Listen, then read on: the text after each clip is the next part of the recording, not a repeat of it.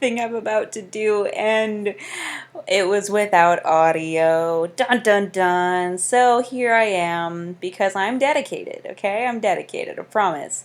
And I'm going to show you how to do this scavenger hunt because I know it is making y'all cry at night and during the day, doesn't matter. It is a travesty, but that's okay. That's okay. We're going to get through it. So I'm going to explain really what you're trying to find here. So obviously you have this example. You're not trying to find the specific phrase that you're given for number 1, 2, 3, 4, all the way through number 9. What you're going to do is, based on what you know about the electromagnetic spectrum, you're going to try and answer these questions. But Miss Perkins, I don't know anything about the electromagnetic spectrum. Because you should have done your notes first, okay? It's all right, baby birds. It's all right. All right, so you're going to look and see what's the narrowest region of the electromagnetic spectrum. So I looked on the notes on slide number 8. It shows you the entire thing. It's kind of hard to see because the quality sucks.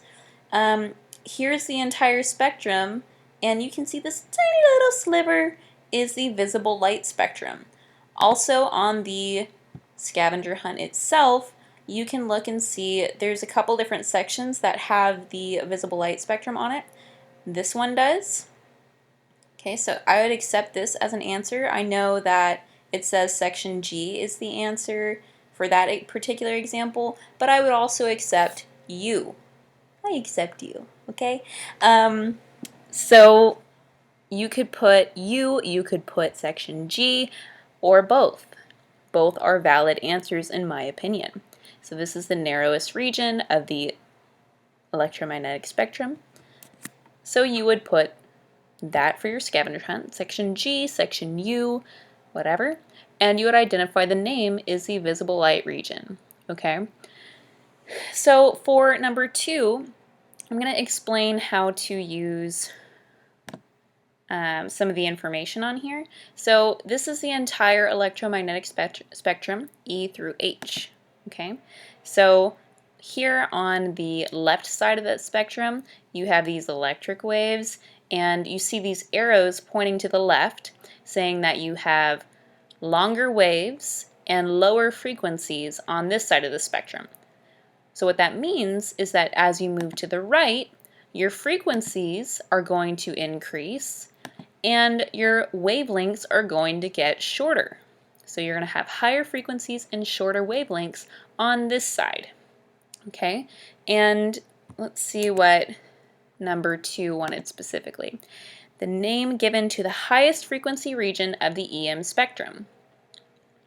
Okay, so whenever you're deciding, excuse me, what name to use, in your PowerPoint, we did not talk about secondary cosmic rays. We only talked about 7 in particular. Let's zoom out again.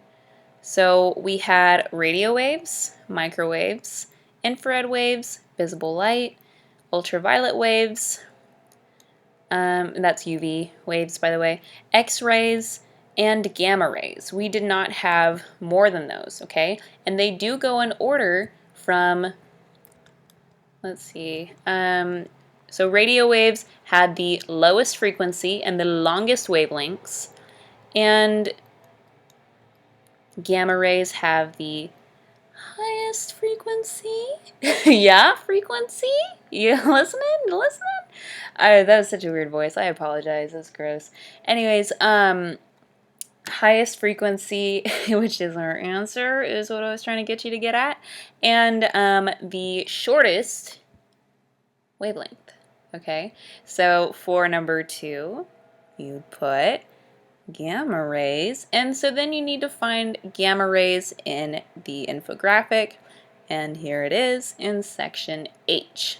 Okay, so then for number 4, what they want is the name of 2 or more characteristics. Okay, so that means there's more than 2. Okay, so you have some to choose from. 2 or more characteristics of EM radiation that are best explained by the wave model. Okay, so what I would do is I would look for wave characteristics. So I zoom out and I see, after some looking, I found it instantly because I looked at this a lot at this point, wave characteristics in section I. So I would put section I for where I found it, and you see I have 1, 2, 3, 4, 5, 6 different characteristics that I can choose from. So if you can't see this, you can zoom in using the magnifying glass.